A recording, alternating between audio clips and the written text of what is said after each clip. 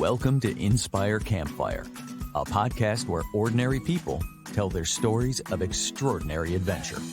These are campfire stories meant to inspire the rest of us to light the fire within, get outside, follow our dreams, and return to tell our own stories. Ready? Let's strike the match.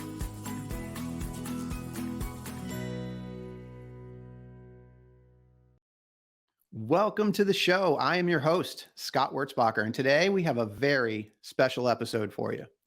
This podcast is about ordinary people and their extraordinary stories of adventure. And these stories have to start first with an experience. When we return from the experience, then we have to tell what happened, what we learned, and the way we tell that story matters as much as anything. Our guest today is Bill Hampton from Nashville, Tennessee. Bill is a master of promotion, and he knows how to tell a story.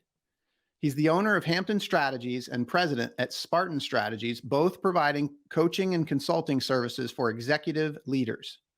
Now, from 1999 to 2012, Bill was vice president and chief marketing officer at the Dave Ramsey Organization. He helped grow the Dave Ramsey Show, which is the largest independently owned and operated talk show in the country, to a listenership of nearly 4.5 million on 500 affiliates. This was a feat most industry executives deemed impossible in the program's early days. Now, for most people, this would have been a full career, but Bill Hampton also knows how to listen to the voice inside that calls him to adventure, and he's here to share his story. Bill, welcome to the campfire.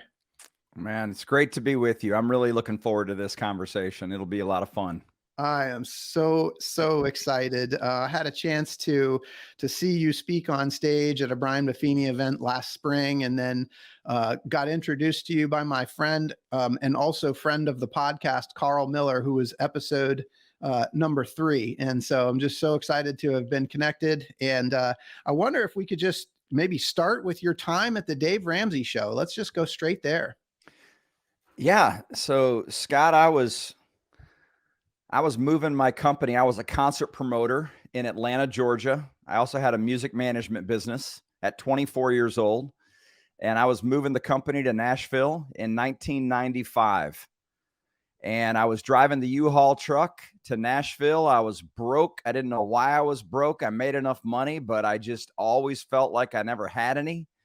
I'm flipping radio stations, and I heard a hillbilly on the radio talking about money. And turns out that hillbilly was Dave Ramsey. I pulled the U-Haul into the apartment complex and went upstairs. And the first person I called when I got to Tennessee was Dave Ramsey on the radio. And I asked him a question. And he said, I tell you what, come out to this class that I teach at a local Holiday Inn. It was called Financial Peace University. So he had me out to that. And Dave and I became fast friends. And that started I worked with him for 12 years, but we really worked closely. Even before I started working with him, I taught his classes and did things with him. So it was about a 17-year relationship. It's awesome. By the way, FPU coordinator or FPU leader right here. So awesome. Fantastic. Big fan of Financial Peace University. Life changer. It really was. Yeah. So, yeah, I mean, you guys, together from those early days and those 12 years that you guys were together, like huge changes. And a lot of that was through promotion. And I would love if you could just kind of take us through the progression of how that all happened. Yeah. Dave said something to me in one of our early conversations that I never forgot. I told him, I said, Dave, man, I love you. The principles you teach have changed my life. But Dave, you want me to come in and run your radio division? I don't know how the signal gets from the studio to the car. I have no clue how radio works. I've never thought about it. And that's when he said this to me. He said, Bill, that's exactly why I want you. Because if you were a career radio guy, you wouldn't believe we could accomplish what I'm getting ready to tell you I want to accomplish, and what he felt like the Lord had laid on his heart. And you know what? He was exactly right. If I was a career radio guy, I would have told him all the reasons why what he wanted to do and how he wanted to do it couldn't be done. But I didn't know any better. And so we were able to look at it with a fresh perspective and just go, okay, where are we today? Where do we want to be? And how do we get there? How does this work? And so everything we went into, every adventure we had in this thing was just, okay, we want to take down that radio station. We want to climb that mountain. How do we do it? And a lot of times it was just sheer will. It was just, we're going to accomplish this no matter what. And the reason why is we weren't doing it for a paycheck. We were doing it. We were truly on a mission. Dave was on a mission. And as the leader of that mission, he passed that down. He inspired us to go fight on his behalf to lead people to healthier marriages and better relationships with their kids and better lives through their finances. We were committed to it and we were able to make it happen.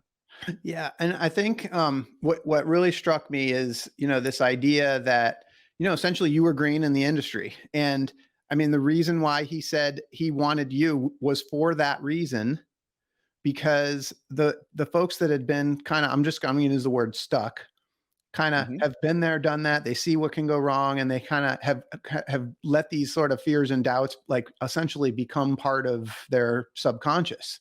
And so they're more likely to shoot these things down. And I think that's a great topic for us to talk about here as we talk about this voice that calls us to adventure, because so many of us allow that fear and all of that resistance that we've built up over time to keep us from doing the stuff that we know we really want to do. Well, it's so true. People, we just give too much credit to what people think about what we want to do or how we want to do it.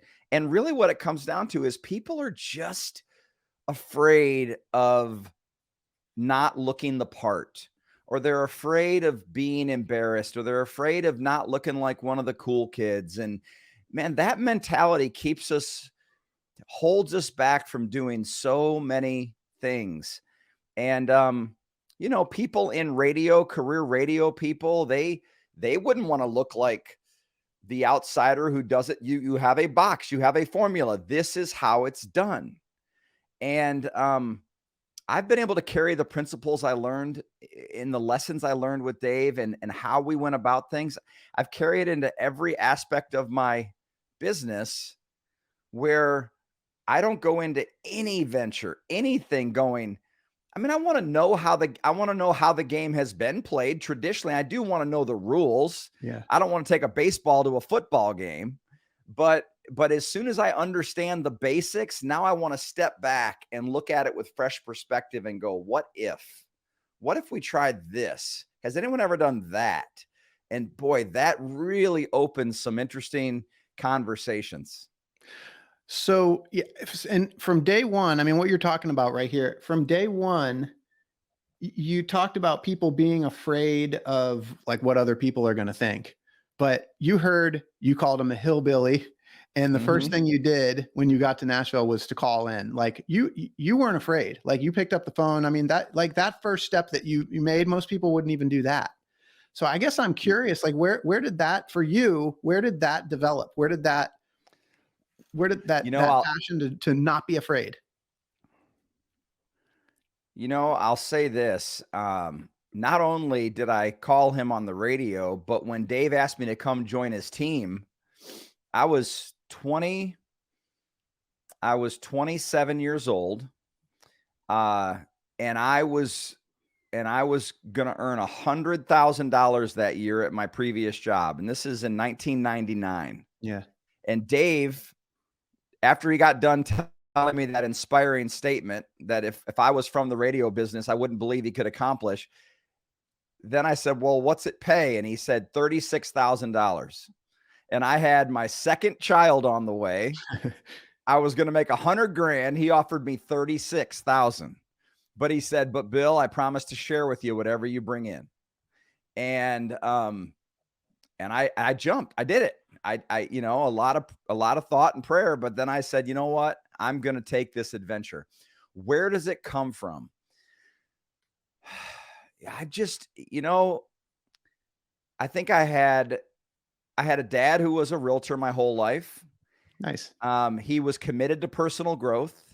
I grew up driving around listening to Zig Ziglar and Tom Hopkins and Jim Rohn, and I was pumped full of these positive affirmations and this positive outlook on life, and that I really could accomplish anything. I mean, I was the smallest kid. I laugh with my kids, you know, I won the state championship in wrestling in the 9th grade at 98 pounds. You know, I know what I weighed because I wrestled. So I know what I weighed every year, and I was little. Yeah. And, but I always felt like the strongest, the fastest, the toughest, I was just brought up to think that. And so I've always believed that and then of course it's who I am, right? It's in my makeup. I love change. I love new opportunities. I'm so excited about it. I love meeting new people and trying new things. That's just exciting to me. So I think it's always been who I am. I left Michigan, where I grew up, and went to college in Virginia, having never been there before. I didn't even visit. I just went. And I've always loved that. There's adventure spirit there. Somebody that loves change and always looking for this newness.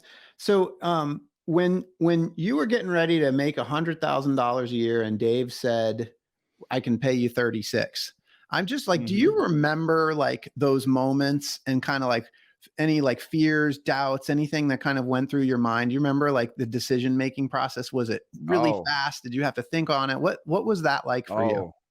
I had to really think on it. In fact, because we were doing the Dave Ramsey plan, and we had a baby coming, we had saved up I'll never forget this. We had saved up $8,000 to buy a bigger vehicle, and we were going to pay cash for it. And then my current company said, "Hey, not only will we raise your percentage and your commission and all this to get you to 6 figures, but we're also going to lease you a brand new vehicle, whatever you want." And now I'm like, oh my gosh, I can take that $8,000 that I saved. Now I'll have a fully funded emergency fund. I'm going to make $100,000 a year. I got a brand new car. And he's offering me 36. And I remember sitting there just running the numbers. I remember talking to my dad about it. And my dad he wasn't a help at the time. I mean, and I just remember getting so frustrated. And he's like, "Hey, look, man, it's your decision. You know, you're a big boy." And in other words, he said, you got to put your big boy pants on. I don't got to live with this decision. You do. So make the call. And, you know what? I just trusted. So no, it was not an easy decision. What was pulling you? It was, you know what? What was pulling you? Yeah. I had told myself, I saw my 20s as a time to put tools in the toolbox. Okay. I saw my 20s as an opportunity to add to my skill set. And I just saw this as I did trust him.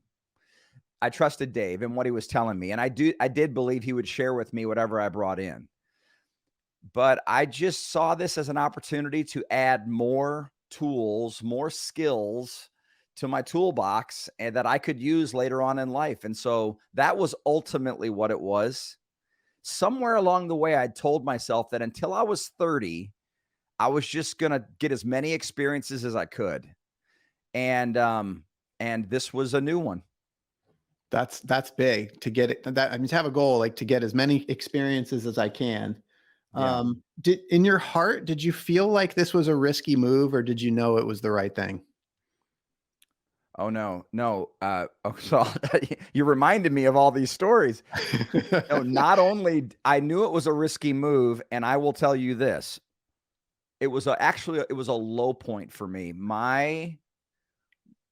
We had to borrow. Well, we didn't. My wife reached out to her father, and and he gave us $1,000 to pay Okay. bills 2 months after I started with Dave because we couldn't pay our bills. Yeah. And there was this moment in me that went, and I remember calling him and saying, "Listen, I appreciate it. I didn't know she reached out to you, but you need to understand something. I will work 4 jobs before I ever have to borrow money from somebody to support my family." It Mm, was really a moment of me going, "No, this is my deal. This is yeah. my family, and we're not going to borrow money to pay bills from parents."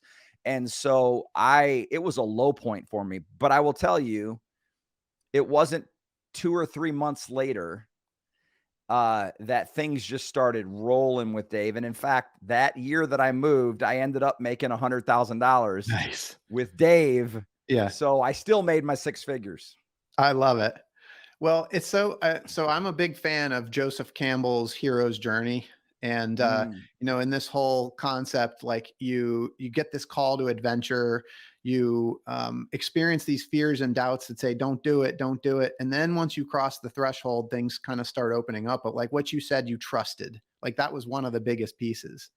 And it's so what happens when you cross over the threshold? You're trusting, and now you're in this thing, and things just start happening. yeah. Once you commit, God, there's something to not looking back, right? Like burn the boats, they say, Burn the right? ships. Like burn it, Yes. burn the ships. I mean, when you leave it, go all in, no plan B, right? There's Yeah. something to that. I love this. So this has kind of been a theme throughout your whole life. Like this wasn't a one-time thing here. So can you Right. take us through the next 12 years? What happened, and then you got to a point where it was time to move on. Can you just kind of bridge the gap there in that timeline? Yeah. So started with Dave when I was 27 years old. And it was the next 12 years were just a rocket ship for growth. So what Dave said to me when I started with him is he said, "Look, I'll pay you $36,000 a year, but I promise to share with you whatever you brought in." And it was a percentage. And when I started, we were a couple $1 million company, and we grew that to just over $70 million. Mm, And he never changed the deal. yeah. And that's unheard of. Yes. Like, how many times do we hear in corporate America, people, leaders will do a deal like that, and then someone starts killing it, and they go, "Well, we didn't know it would be that big of a number. Right. Let's change the deal," right? They Right. demotivate these salespeople. Right. Dave didn't do that. He stayed true to his word, and that number got really big, and 6 figures turned into multiple 7 figures every year. And you know what? I just got to a point where I accomplished everything that my limited vision at the time thought I would ever want and that I would ever accomplish. Um, and so there's just this thing in me was going, man, I come in, I sit in my seat, I go to a lot of meetings, I lead people. Everything I once did, I've hired people to do. I have 200 people on my team, 11 leaders leading those 200 people. We're just continuing to roll. And I was just, I was ready for a new challenge. I have to have a hill to climb, and that is in me. I got to be careful not to self-sabotage myself, because sometimes I'll dig a hole just so I have to dig out of it. And and so Dave and I had a great conversation around it, Yeah. and but we just agreed that it was time I was going to go do something else. And another thing I told him is I said, Dave, the Dave Ramsey brand, this company, it's a Mhm. huge safety net. And I'm just at a point where, as good of a leader as Dave was, and as much responsibility as he gave me, and I really was running my deal, it still wasn't 100% mine. Yeah. And I just felt like it was time to step out and see if I could go do something on my own. Yeah. And as part of this, you mentioned something inside of me. So I'm going to come back to that voice. So here we go again. You had that, in the beginning back in 1999, you had that voice that called you and said, "I'm going to go do this thing with Dave." And now here we are again. And it sounds like you're hearing this voice again. Well, literally that voice inside of me, it was Scott, I had, my wife and I talk about this. That voice was going to come out of me whether I listened to it or not. I was physically having things go on with my body that were weird. I remember having like these weird veins start to come out. It was almost Yeah. like, look, I'm gonna come out of you or I was getting sick because I was just resisting that thing. And when I finally released it and said, I'm gonna go do my thing, that all went away. That's It all went incredible. away. I just knew that it was time. It was time. And I didn't do it without counsel. Yeah. Uh, we went and spent 2 days with a really wise guy named Pete Richardson, who's out in Boulder, Colorado. And he took me through 2 days of life planning. And Mhm. that's before I made the decision to leave. We were considering, is this the right decision? So I really sought counsel during that time because it was a big decision, Yeah. but it was absolutely clear that it was the right decision. So I love that what you shared here. So I mean, again, coming back to the hero's journey, like you're like this, there's a voice inside that's calling you to the next stage. And it sounds like your mind was resisting, your body was rejecting the resistance. Do you remember do you Oh, remember no. the thought, the resistant thoughts? Like, do you remember what was going through your mind in terms of, because it sounds like your body told you before your head did. Yeah, yes, it sure did. It sure did. And as I look back on it, um, it's so difficult to leave comfort and security and safety, Yeah. especially when you've become accustomed to living a certain style of life. And but how many people do we know? I think we've all seen it where well, it's turn, in corporate world, it's the golden handcuffs, right? Yep. You're making enough that you just and people are miserable in their 50s and they're just hanging on and now they're just working for a paycheck. And that is a bad place to be. Boy, you lose yourself. And I did come to the realization that I know we're all going to die one day, but I knew if I didn't leave, that was the beginning. That was beginning of my slow death of my soul. Yeah. I know that it would have been the death of my soul had I stayed. Yeah. Well, I can't help but bring up like one of the things, like you're somebody that likes change. So I Loves it. can only imagine how it might be for somebody that doesn't like change. They want that comfort, security, and safety, and they don't like change. Yeah, and Scott, I'll say this. I don't know that everyone has to leave. Like you don't have to leave. There were I- but I tell you what, you better change your circumstances. You better figure out a way to find that excitement. Um, I hate to keep saying how many times have we heard, but Yeah. we've seen Yeah. the battlefield, right? Especially with men. How many men screw up their lives because they get bored with their Yeah. life and they just go through the monotony of the routine day in and day out. And then what happens? An affair or this or that. And they just mess up their life because they were stuck and they weren't willing to step beyond it and to face it and to confront it and to figure out a way. I think monotony of routine that just over Groundhog Day. Hmm. Tomorrow, Yes. right? Yeah. It Groundhog is Day. tomorrow. Very Yeah. fitting. Yes. I just think that is the death of men, especially in their upper 40s going into their 50s. That's a dangerous place to be. So what I'm hearing you say is that, I mean, this is a discussion about why it's so important to listen to that voice and pay attention. Oh, yes. Yeah. And you don't have to jump, but maybe you start to plan Yeah. to jump. You Yeah. start planning that. But look, I said it. I had resources, so I didn't jump blindly. I didn't put my family in a terrible spot. But I planned and I had I had some time there. So I'm not telling someone who, if they're living paycheck to paycheck right now, to jump immediately, but start the plan.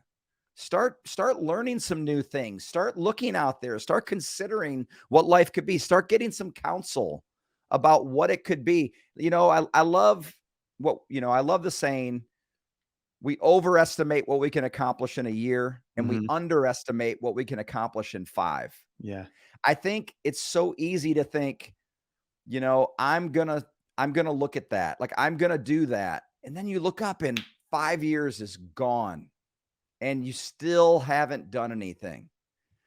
One of my favorite authors is Stephen Pressfield. He wrote the book, The War of Art. Yes. Love that book. Yeah. And what Pressfield says is, he talks about the difference between amateurs and pros. And he says the sure sign of an amateur is they have a million plans and they all start tomorrow. Yep. And man, that just hit me. I'll start my diet tomorrow. I'll get in shape tomorrow. I'll take that trip tomorrow. I'll quit drinking so much tomorrow. Yeah. No, pros start today. Do the work. Doesn't mean you have to jump, but you got to plan. You got to Yes. start the plan. Yeah. Yes. I love that. So Bill, you followed the voice. Can you just I want to get to some other things, but just for listeners, some of the other adventures that followed the Dave Ramsey show for you. Yeah. So I left Dave, and didn't know what I was going to do. Didn't know what I was leaving to. I just knew I needed to leave. I got me a little one-room office in the southern town of Franklin, Tennessee, just south of Nashville. That's where I live. And I would just go to that office and I would take naps in the afternoon. Nice. I would read a lot. Yeah. And I'd walk around town and I would just think and consider what would my next chapter be and how could it be different?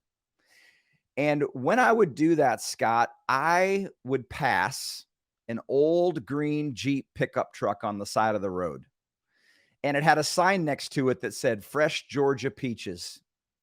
And the whole scene was so Americana. The truck, the peaches, even the brown paper bags the customers got their peaches in. I loved everything about it. As a branding guy, I was like, oh, that's on brand. So one day I stopped and tried those peaches for myself. And I got to tell you, like, I took a bite of that peach fresh off the tree and the juice just poured off my chin and it was unbelievable. So the next day I stopped and talked to this couple selling those peaches. And I said, hey guys, I'd like to invest in your business. And they were like, invest in what? We just sell some peaches from my family's farm in Georgia.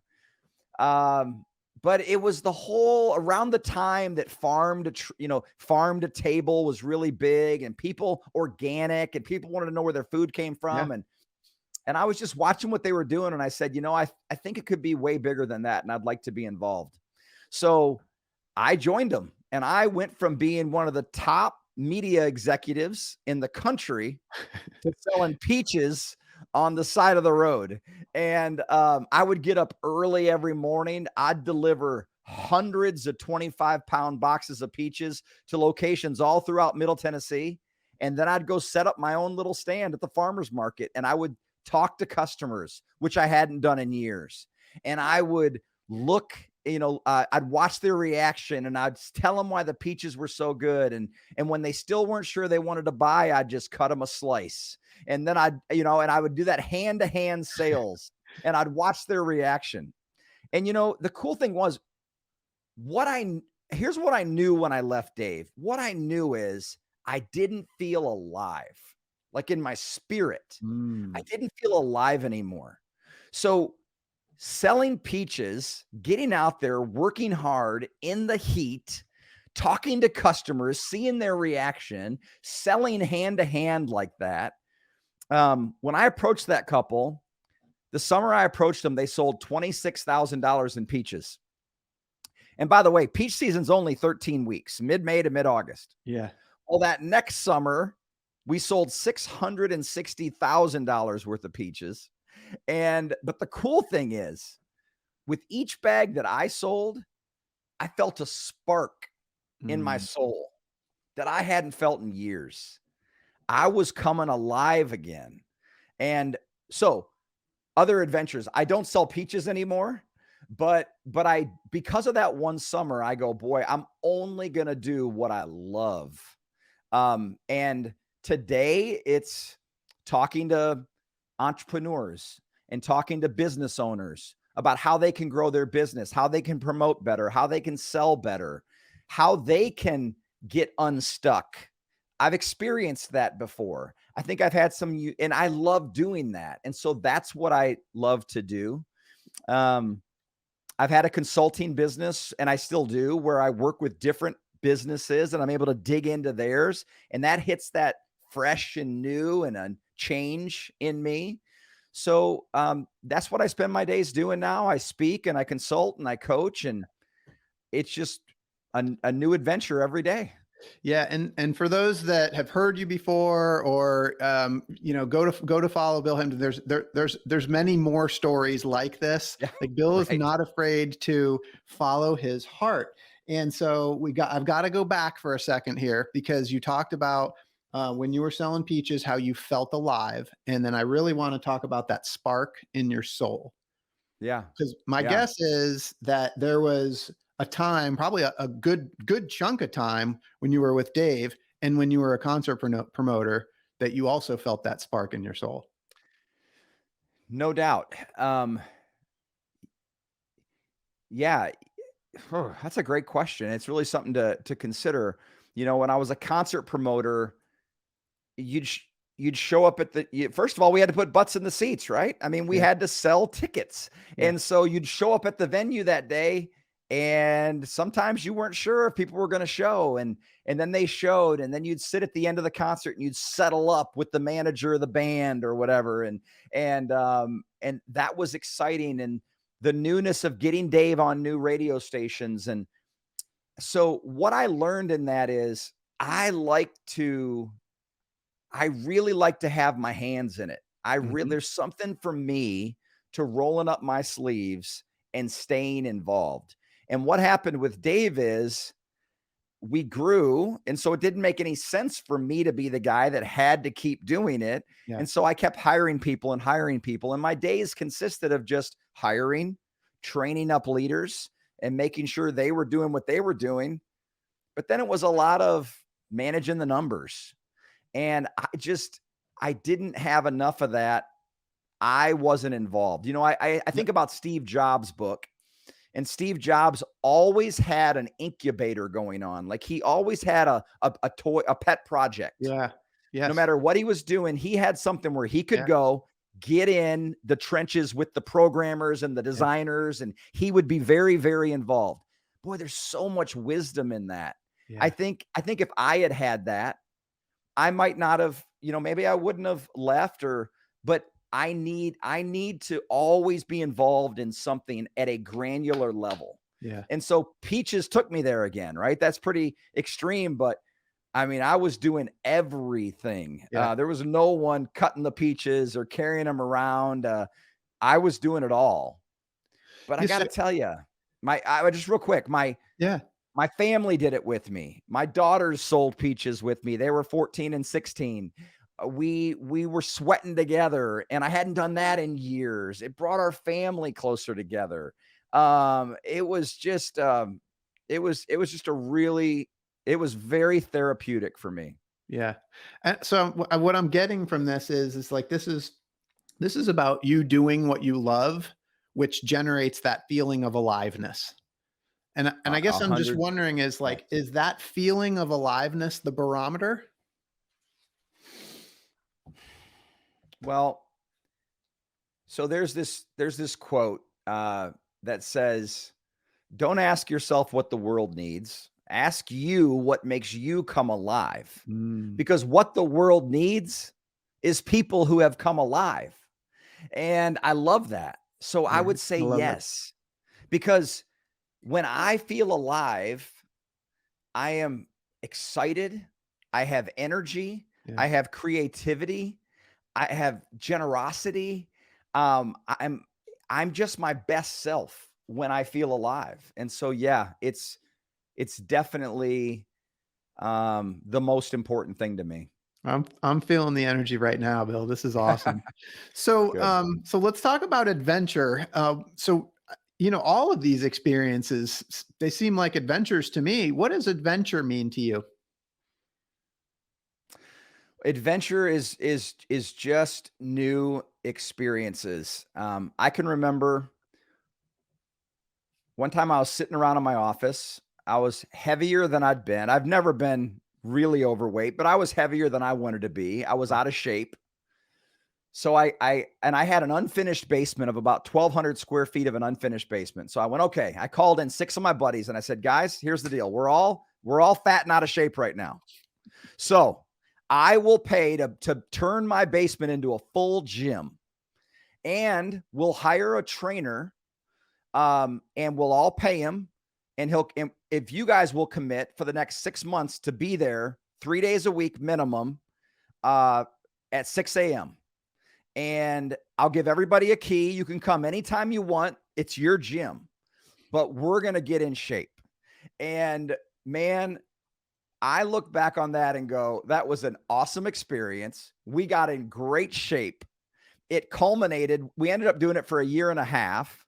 It culminated with us going to train with a UFC fighter in Illinois, a 9-time UFC world champion. And he put us through a 2-hour training session together. Wow. And it was a blast. I then got into triathlon. Okay. And for my 40th birthday, I said to my buddies, of course, there's races in Nashville and Middle Yeah. Tennessee, but I said to my 2 buddies that I did triathlon with, I said, hey, it's my 40th birthday. We're going to fly to Boulder, Colorado, and we're going to train for 3 days in Boulder. And then we're going to do a half Ironman in Boulder. Yeah. And we planned it around that. I say that to say adventure is doing what I love, but it's also putting a spin on it and making it a new experience, a new environment, a memory that we're going to remember forever. With each of those experiences, I can tell you memories that make me smile, that make everybody involved smile and laugh. It was just, so those are the adventures that I love to create. They're curated moments. Yeah. I'm hearing in as a common thread in all of these connection with other people. But I'm also curious because with triathlons, like there's a huge degree of struggle, right? You've got to train for the triathlon, and it's like, there's pain involved, right? Is that part of it? You're reminding me of so many things that I've said. You're very good at this. I remember just feeling stuck one time, Yeah. and I was not pleasant to be around. And my wife, she's like, "What is the problem?" And I'm like, "You know what? It's been too long since I defied death." I said, Nice. it's been too long since, in other words, since I Yeah. since I did something that was a little bit scary, Yeah. it made me nervous. That's Yeah. what I was saying. Yeah. And I just recognized that, like, it had been too long. Life was too comfortable. It was too safe. Yes, I have to have that in my life. And I typically like to suffer. They talk about our pain cave. I like to see how long I can go in the pain cave. That has always drawn me. Yeah. There's something primal about that, right? I agree. There's something primal about struggle. So I'll tell you my latest adventure that would be very, very easy for some people, but for me personally, it makes it checks all the boxes for me. So I didn't grow up camping. I didn't grow up in the woods. Mm-hmm. I was afraid of the dark most of my life. I'm certainly afraid of all the things that creep and crawl in the dark, right? Yeah. Yeah. But I was listening to this podcast one time, and this guy was talking about how he lived at the base of the Grand Canyon for 7 days with nothing but a journal. And it was the most powerful time of his life. And I went, you know what? I live in Tennessee here. There's plenty of places to go. I'm going to go for 3 days in the woods. I'll have a tent, but that's it. I'll be able to make a fire, and I'll take a journal. no devices, no phone, no nothing. And I'm going to live for 3 days in the woods by myself. Now, some people might go, what's the big deal? Let me tell you, just saying that to you gives me tremendous anxiety.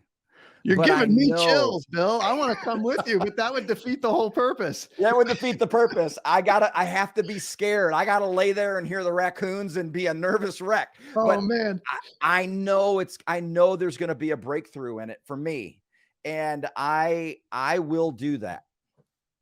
I want you to do that so bad. Oh, man. I think that just sounds amazing. We're going to have to have a lot more conversation about that one. For sure. I'd love it. And I will certainly document it for sure, but it will be I think it'll be powerful. What scares you most about that? Oh my gosh. It's all right. No more disclaimers. I know it sounds silly, but the what's out there, the animals, the creepy crawlies, like what's going to get me? There's coyotes, there's bobcats, there's, what if they decide that I look like I'd taste good or something? I don't know. Would. I mean, I've been watching these shows on YouTube of these guys who stay out. I watch like Alone and stuff, and I watch these shows and I think, okay, the fire will keep them away. If I can just keep my fire going, that will keep them away. And so I'm trying to learn and the courage is there. I'm going to do it. Yeah. But I'm learning now what's going to help me. Yep. Well, and again, this is that hero's journey, right? As soon as you cross over the threshold, then all of a sudden, all of these guides start appearing to help, and you don't even expect them to be there. I want you to do this journey so much. This is so cool. Well, you know what? So Scott, as I tell you about it, and I really have not shared that with many people. Now I've just shared it with your whole audience. But as I talk about it, what that touches in me is I want to be able to look at my kid, and I always have, but I want to show my kids, like, guys, like nothing, face your fears. Yeah. Get uncomfortable. Don't stay comfort, man, and complacency. That's a killer. Yeah. Keep pushing. Yeah. I've always challenged my kids to make their world big. I remember my daughter told me one time, she said she was in like a sophomore in high school, and she's like, and there was like 600 kids in her grade.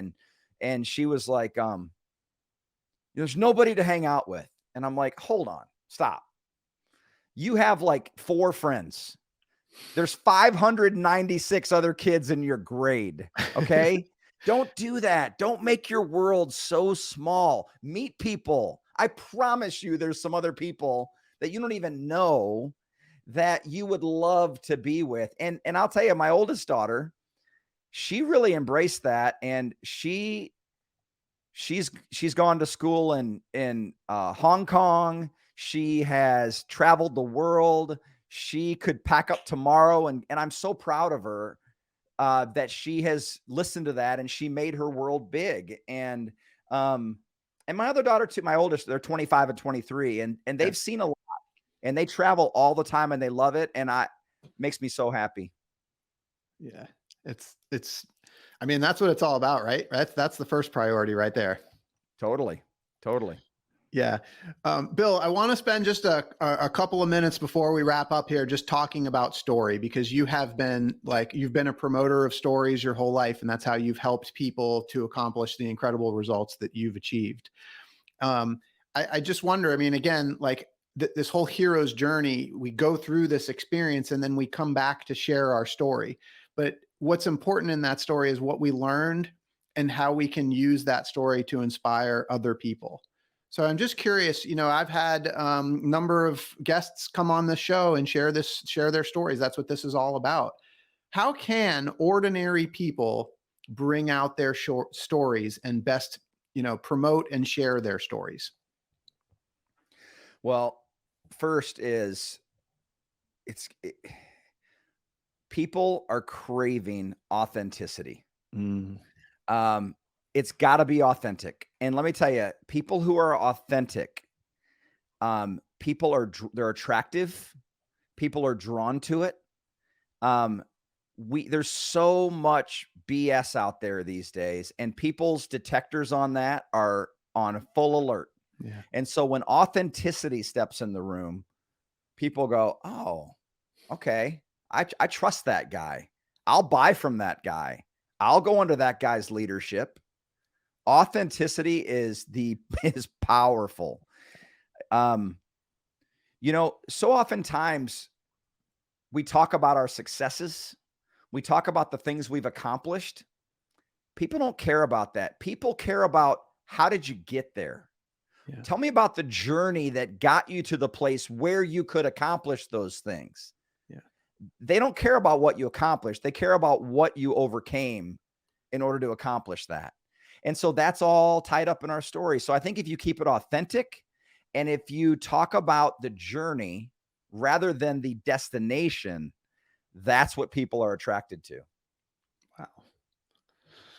There it is, folks. Wise words from Bill Hampton. So amazing. Bill, like, your story is incredible. All of these journeys that you've taken and all the people that you've inspired, there's no question in my mind, Hollywood is they're gonna pick up on your story, and they're gonna make a movie about you and your life. And when they do, I want to know who the Hollywood actor is going to be that's going to play you in your movie. Oh boy. Well, I don't know if he'll be too old by that point, but I hope. But my favorite actor I would love for that is Tom Hanks. Oh, nice. I love it. That's going to be Tom Hanks is my absolute favorite. awesome. Yeah, I think he can do it. He's talented. He's versatile. Yeah, he could do it. He can do it. What's your movie going to be called? I would say The Next Move. Ooh, or yeah, What's the Next Move, or something like that. The Next Move, starring Tom Hanks. The story of Bill Hampton. I'm going to go. We're definitely going to see that movie. That's going to be amazing.